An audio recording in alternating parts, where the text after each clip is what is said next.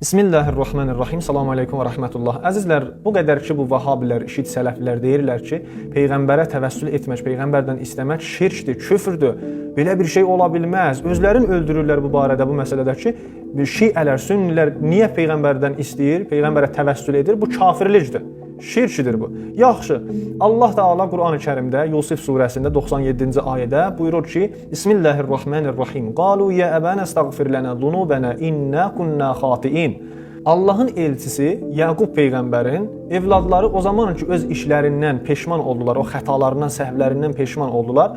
Gəldilər dedilər ki, ata bizə istiğfar et, bizim günahlarımızdan istiğfar etcinən, Allahdan məğfirət tələb etcinən bizim üçün bağışlanmaq tələb etcinən.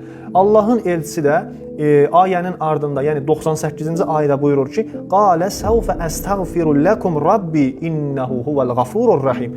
Mən tezlikcə sizə öz Rəbbimdən məğfirət tələb edəcəm, bağışlanmaq tələb edəcəm. Çünki şübhəsiz ki, Allah Teala bağışlayandır, rəhimdir. Mən fikr edirəm ki, bu vəhabilər əgər, bu işid sələflər əgər Allahın rəsulunun orada Allahın elçisinin yanında olsaydılar, 10-15 bomba ilə özlərini intihar edərdilər. Orada həm Həzrəti Yaqub peyğəmbəri öldürərdilər, həm də ki onun evladlarını öldürərdilər.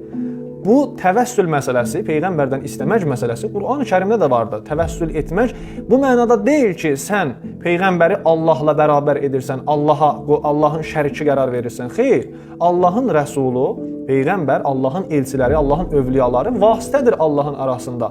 Allahın ən sevdiyi bəndələr olduğu üçün Qur'an-ı Kərimə istinadən danışırıq. Allahın ən sevdiyi bəndələr olduğu üçün ona görə də onlardan istəyirik bəzən. Necə ki, Qur'an-ı Kərimdə bu iş olubdu. Əgər bu iş şirk olsaydı, kafirlik olsaydı, Allahın Peyğəmbəri də Həzrəti Yaqub deyərdi ki, ey evladlarım, bu küfürdür, şirkdir, belə eləməyin.